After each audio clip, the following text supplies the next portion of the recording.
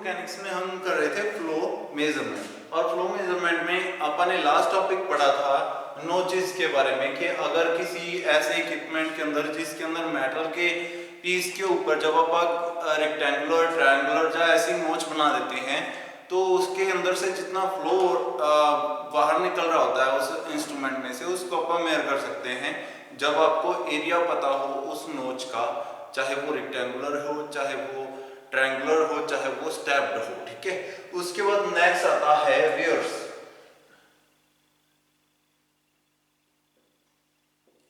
Wears क्या होती हैं? ये होती है जब आपका कभी ऐसा सिस्टम होता है कि कंक्रीट की वॉल खड़ी कर दी जाती है किसी स्ट्रीम के आगे, जिसके कारण कि वो जो स्ट्रीम का लेवल है उसमें वाटर लेवल है उसको इंक्रीज किया जा सके। ठीक है, जब आपको पता है कि जो वाटर है जब फ्लो कर रहा होता है, वन डायरेक्शनल फ्लो होता है वाटर का, तो अगर वो एक डायरेक्शन में फ्लो कर रहा है और बहुत ज्यादा पानी आ रहा है पीछे से, तो डैम बनाए जाते हैं उसके आगे। वो क्यों बनाए जाते हैं? ताकि उस वहां पे उस वाटर का लेवल जो है वो राइज किया जा सके, वो अप किया जा सके। ठीक है, तो ऐसे डैम्स को जो आगे कंक्रीट की वॉल्स खड़ी कर दी अपन ने, उसको क्या बोलते हैं? वेयर्स बोलते हैं। ठीक है, तो ये बहुत ही ज्यादा लार्ज लेंथ के होते हैं। सबसे पहले तो इसका जो मेन जो है मोटिव, जो डिफरेंस जो है नोच से, इसका यही है कि ये इसकी हाइट जो है वो बहुत ही ज्यादा होती है, लेंथ बहुत ही ज्यादा होती है। ठीक है, तो ये क्या है? इट इज ए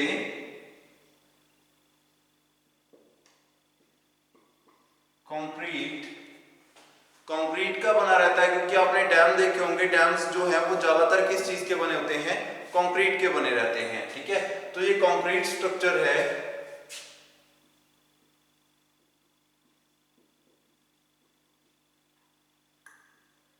जो कि बनाया जाता है नदियों के आसपास, नदियों के फ्लो के आगे। ठीक है, रिवर्स के फ्लो के आगे। ठीक है, बिल्ट अक्रॉस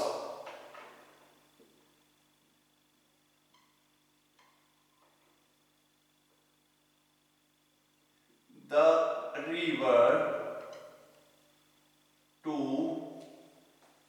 राइज द, जो है लेवल को राइज करने के लिए, अप करने के लिए। ठीक है, rise the level of flow. ठीक है, वाटर का जो लेवल है उसको राइज करने के लिए अपन क्या करते हैं? वेयर का यूज करते हैं। किसके अंदर? रिवर्स के अंदर। ठीक है, तो रिवर्स के अंदर जब अपन कोई ऐसी डिवाइस लगा दें जिससे क्या किया जा सके, उस रिवर का फ्लो जो है उसको अप किया जा सके, तो उसको अपन क्या बोलेंगे? वेयर्स बोलेंगे। इसकी शेप जो होती है वो नोच्ड होती है। ठीक है, आगे से नोच होती है इसके ऊपर छोटी सी।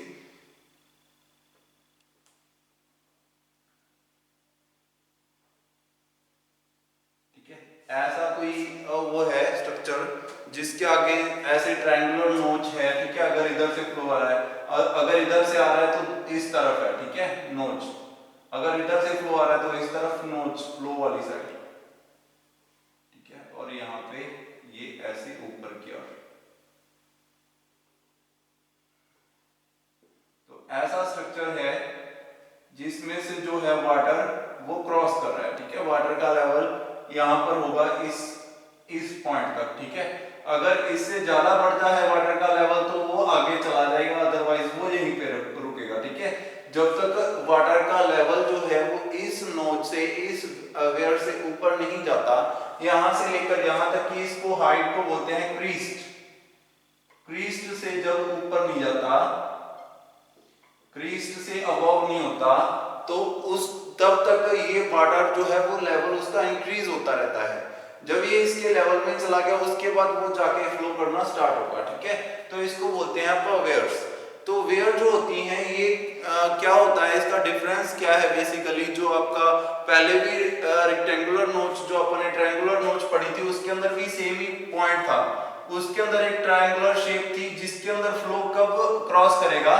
जब आपका जो है लेवल वो क्रीस्ट से अबव हो जाएगा, यहां तक ये क्रीस्ट लेवल। ठीक है, तो यहां से अगर अबव होगा तभी वो इस ट्रायंगुलर नोच के अंदर से क्रॉस करेगा।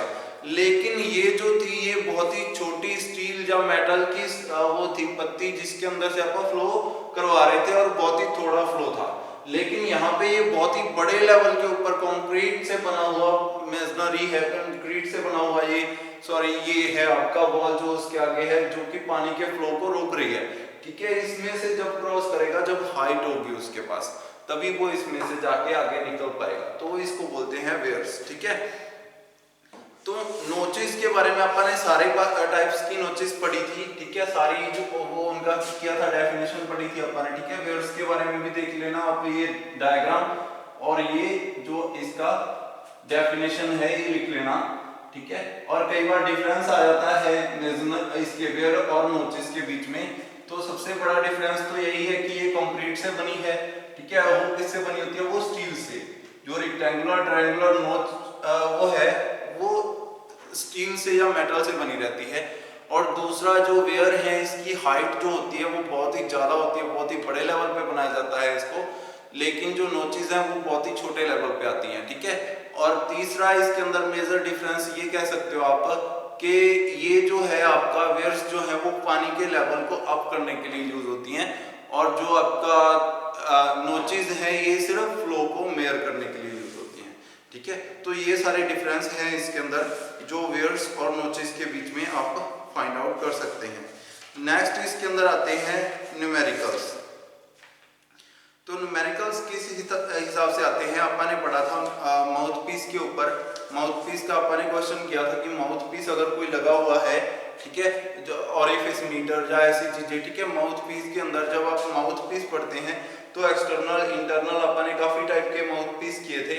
ठीक है, उनके ऊपर न्यूमेरिकल भी आते हैं, वो भी आपको करवाए थे। ठीक है, अगर आपका ये आ जाए डिवाइस कोई ऐसी जो कि ये है रेक्टेंगुलर नोच, ठीक है, रेक्टेंगुलर नोच के ऊपर क्वेश्चन आ गया, discharge is measured by the rectangular notch. Rectangular notch की मदद से डिस्चार्ज को मेयर किया गया of crest width equal to 0.3 metre. ठीक है, क्रीस्ट विड्थ दे रखी है, Crest width 0.3 metre.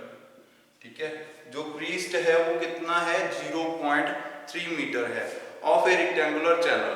If the depth of water above crest is 0.12 metre. ठीक है, अब इस क्रीस्ट के ऊपर फिर से हेड है h, हेड कितना दे रखा है? 0.12 मीटर। ठीक है, मतलब कि क्रीस्ट जो था ये रेक्टेंगुलर नोच है, रेक्टेंगुलर नोच तक जो वाटर का हाइट है, जो वाटर का लेवल है वो आ गया यहाँ तक। ठीक है, उसके बाद ये जो है ये आपका ओपन चैनल है, ये यहाँ से जो फ्लूइड है वो बाहर आ सकता है इतने एरिया से, यहाँ तक तो आपका होगा क्रीस्ट लेवल, लेकिन वाटर जो है वो यहाँ तक फिल हो गया इस पॉइंट तक। ठीक है, तो यहाँ से लेकर यहाँ तक ये हाइट कितनी है? 0.12 मीटर दे रखा है, आपको लिख दिया इसने 0.12 metre. If the depth of water above creast is 0.12 meter and coefficient of discharge CD दे रखा है इसने क्वेश्चन में, CD कितना दे रखा है आपको? 0.62। ठीक है, ये आपका दे रखा है coefficient of discharge through rectangular. नहीं दिया हो सकता कई बार, तो मैंने आपको लिखवाया भी था कि कोएफिशिएंट ऑफ डिस्चार्ज कितना होता है इसका, हमेशा इतना ही रहता है। लेकिन अगर कई बार नहीं लिखा हुआ तो आप ज्यादातर टाइम आपको लिखा मिलेगा। ठीक है, कोएफिशिएंट ऑफ डिस्चार्ज। नेक्स्ट आता है इसके अंदर, कहते हैं कि find the discharge, Q find out करना है। क्वेश्चन है व्हाट इज क्यू। ठीक है, तो क्यू का फार्मूला अपन ने पढ़ा था, जो डिस्चार्ज होता है Q is equal to 2/3 into coefficient of discharge into under root 2g into h की पावर 3/2। ठीक है, ये फॉर्मूला होता है आपका डिस्चार्ज मेजर करने का इनटू रेक्टेंगुलर नोच इक्विपमेंट। ठीक है, रेक्टेंगुलर नोच इक्विपमेंट के अंदर आपका डिस्चार्ज जो है वहां से पानी का जो डिस्चार्ज हो रहा है वो मेजर करने का फॉर्मूला क्या रहता है? 2/3 into coefficient of discharge into under root 2g into l into h, sorry यहाँ पे अपन ने l नहीं लिखा, length l into h into 3/2। ठीक है, ये होता है फॉर्मूला। जो L है लेंथ ऑफ क्रीस्ट, L क्या होता है? लेंथ ऑफ क्रीस्ट, इसको L से भी डिनोट कर सकते हो, विड्थ भी लिखा होता है कई बार। ठीक है, L length of Crest. Length of Crest यहाँ से यहाँ तक ये आगे उसकी कितनी जो है लेंथ है, ठीक है, ये लेंथ ऑफ क्रीस्ट आ गया। लेंथ ऑफ क्रीस्ट आपको दे रखा था, विड्थ ऑफ क्रीस्ट दे रखा है यहाँ पे सेम 0.3 मीटर, ठीक है। Length of crest width of Crest एक ही चीज है, विड्थ दी हो सकती है या लेंथ दिया हो सकता है, ठीक है। तो लेंथ दे रखा है यहाँ पे आपको, एच भी दे रखा है, ठीक है। क्वेश्चन आपने क्या करना है, डिस्चार्ज निकालना है।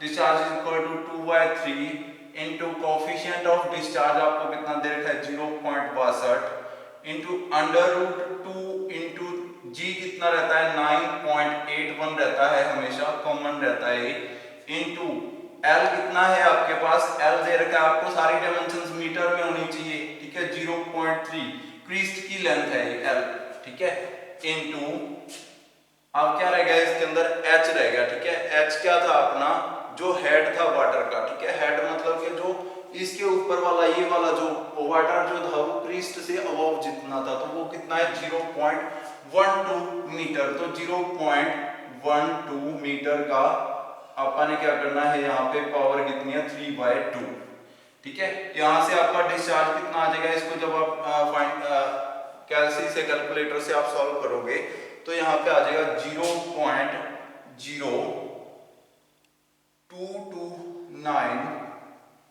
ठीक है, मीटर क्यूब पर सेकेंड। ये आ जाएगा आपका आंसर। इसको बस आपने सॉल्व करना है, ठीक है। सारी इक्वेशन को आपने किसमें पुट कर देना है, कैल्सी में पुट कर देना है और आपका जो है आंसर आ जाएगा, ठीक है। तो ऐसे क्वेश्चन आएंगे आपको बिल्कुल सिंपल कि कैसे आपने रेक्टेंगुलर नोच, ट्रायंगुलर नोच, ठीक है, या इन चीजों में आपने क्या निकालना है, वाटर का लेवल निकालना है, वाटर का डिस्चार्ज निकालना है कि कितना वाटर जो है उसमें से क्रॉस किया, ठीक है।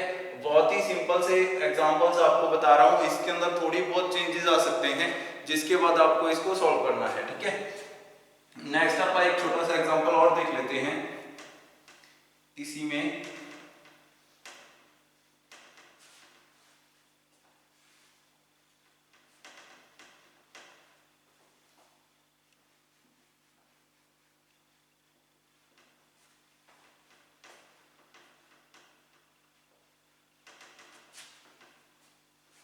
नेक्स्ट आता है, कहते ए 12 मीटर लॉन्ग वेयर दे रखी है आपको, ठीक है।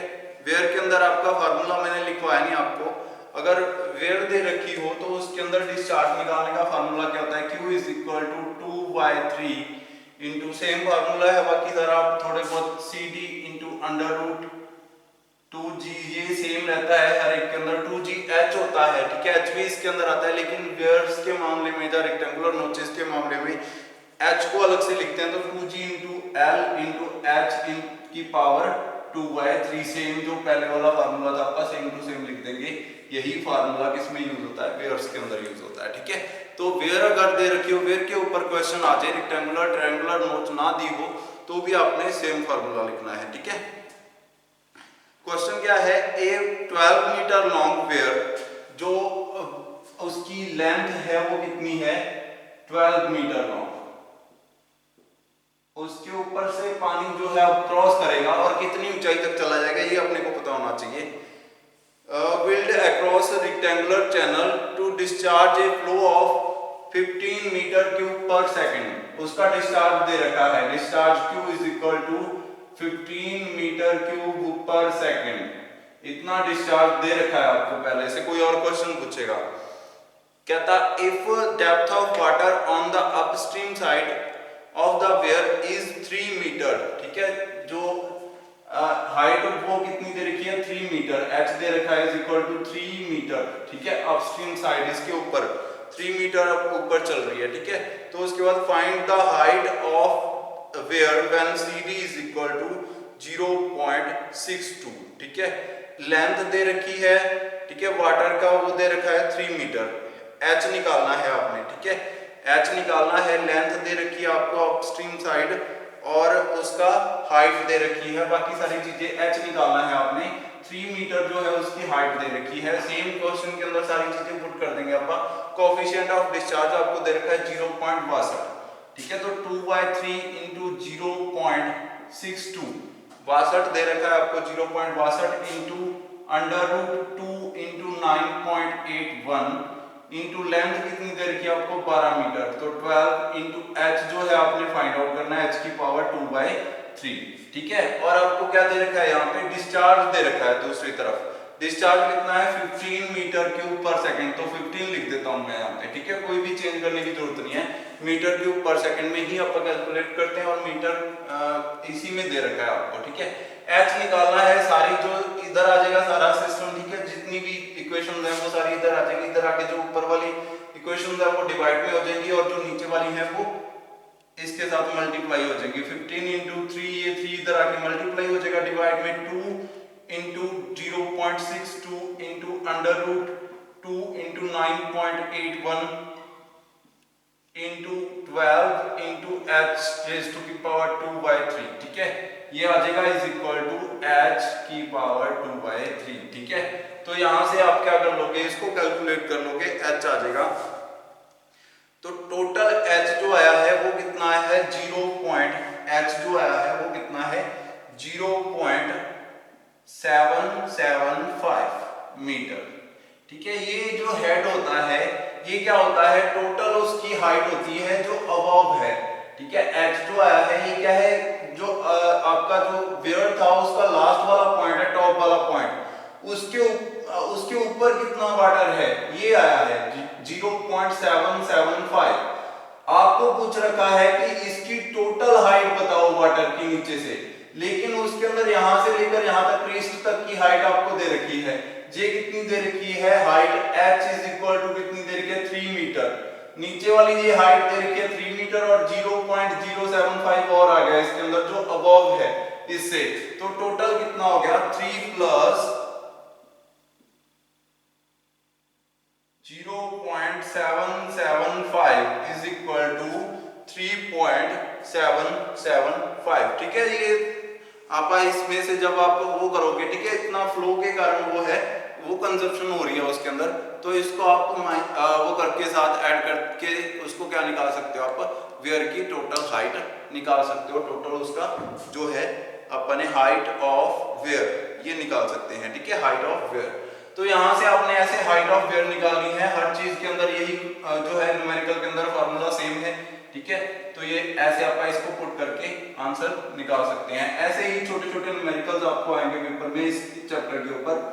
बाकी जो है आप बातें नेक्स्ट लेक्चर के अंदर करेंगे, जिसके अंदर आप पढ़ेंगे कि नेक्स्ट चैप्टर के बारे में पढ़ेंगे। इस चैप्टर के अंदर जो न्यूमेरिकल्स हैं वो यही थे, ठीक है। इनके ऊपर आपके न्यूमेरिकल्स बनेंगे, आपको फार्मूलाज सारे पता होने चाहिए, ठीक है। उसके बारे में जितने भी फार्मूलाज आपने पिछले चैप्टर में किए हैं वो सारे आप दोबारा देख लेंगे किसी दिन, जब आप दोबारा लेक्चर लगेगा इसका, ठीक है। उसके अंदर आपका सारी डिटेल्स फिर से नोट कर लेंगे और आपको ये न्यूमेरिकल्स एक एक बार करके देख लेने हैं। Thank you.